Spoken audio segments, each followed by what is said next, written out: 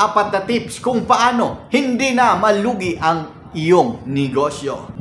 At kung isa kang negosyante o nagbabala ka palang magnegosyo, panoorin mo at tapusin mo ang video na to at siguradong marami kang matutunan sa mga tips dito.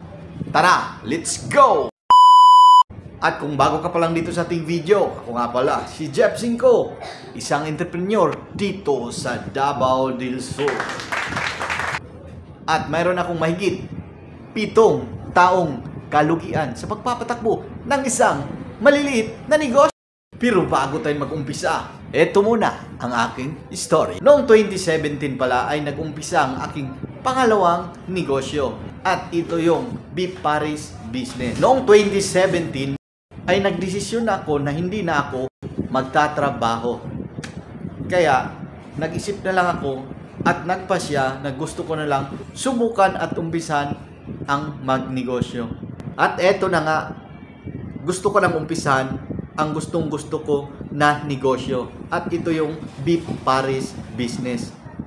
Sa panahon kasing yan, wala pang nagbebenta ng Beef Paris dito sa lugar namin sa Davao del Sur. Pero may problema talaga. Hindi ko alam kung paano lutuin ang Beef Paris. Kaya naghanap ako ng solusyon. At doon sa katabi kong tindahan ay may nakilala ako na isa ring lasinggero. Kasi sa panahon yan is manginginom tayo. At yun na nga, napagkwentuhan namin na bakit walang Beef Paris na binibenta sa lugar na to. Masarap naman talaga yung produkto na yon. At yun na nga, bigla siyang nagsabi na, ay alam ko yan pare, paano lutuin yan? Gusto mo? Subukan natin.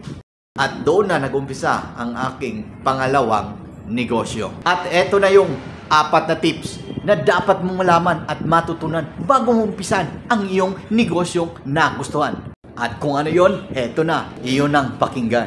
Ang unang-una dyan ay ang wag na wag kang magnegosyo kung hindi mo alam paano lutuin ito. Totoo po yan. Nung nag-umpisa yung aking Beef Paris business is yung problema ko talaga ay hindi ko alam kung paano nga ba ito lulutuin. Kaya malaking problema sa akin kung sinong gagawa ng gusto kong produkto. Kailangan ko pang aralin, kailangan ko pang maghanap ng kung sinong marunong. At ang isa sa problema dyan, yung taong nagpresenta na marunong siya magluto, paano na lang pag aalis siya? Diba? Pangalawang problema na yan. Paano pag iwanan ka niya? Paano pag yung negosyong sinubukan mo, ng pinatayo mo, hindi mo alam paano patakbuhin? Kaya, kung gusto mong magnegosyo, kung gustong-gusto mo na talaga, bored na bored ka na sa buhay mo, wala ka nang magawa dyan, o meron ka bang pang-capital, yan yung unang tips ko sa iyo. Yung una mong negosyo ay dapat marunong ka kung paano yan patakbuhin o paano yan paikutin. Kasi pag hindi, parehas lang tayo at magiging katulad ka rin sa akin na may negosyo, may benta, pero walang kita. At pangalawang tips na ibibigay ko sa iyo ay ang marketing. Yes, totoo yan. Nung nag-umpisa pa ako ng aking negosyo ay hindi ko alam kung paano ito i-market. Paano ko to ipapakilala sa mga tao. Kahit nga Facebook page, kahit nga Facebook post noon ay hindi ko alam at wala akong marketing na ginawa. Ang sa akin lang, masarap tong produkto ko. At yun yung pangalawang pagkakamali ko. Kaya kung ikaw, nagbabalak kang magnegosyo, yung marketing, dikdik mo dyan sa ulo mo na kailangan yan sa negosyo mo. Kasi kung wala kang marketing, paano ka makikilala ng tao? At heto yung pangatlo, walang kita. Iba yung negosyo na may benta, may kita. Yung benta, ito yung gross sales mo sa buong araw. At yung kita naman, ito yung natitira pagkatapos ng lahat na bayarin. Kasi lahat kasi madami kasi tayong bayarin.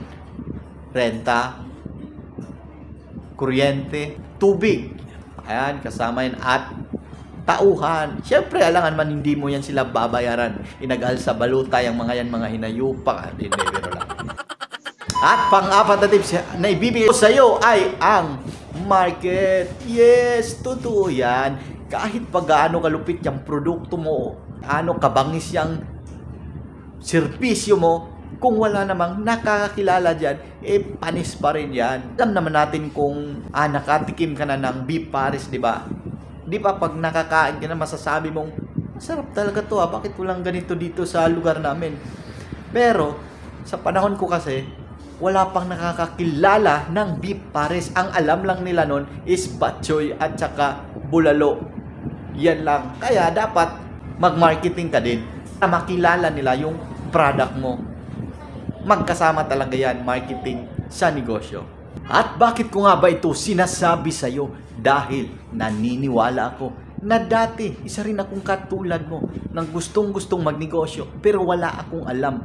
Walang nagsasabi sa akin ng tama o mali. Kaya marami akong pagkakamali.